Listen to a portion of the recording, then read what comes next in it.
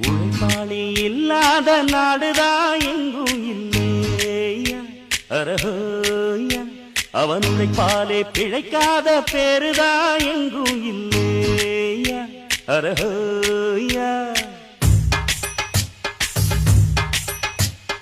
உழைப்பாளி இல்லாத நாடுதான் எங்கும் இல்லையா அரஹோயா அவன் உழைப்பாலே பிழைக்காத பேருதான் எங்கும் இல்லையா அரஹோயா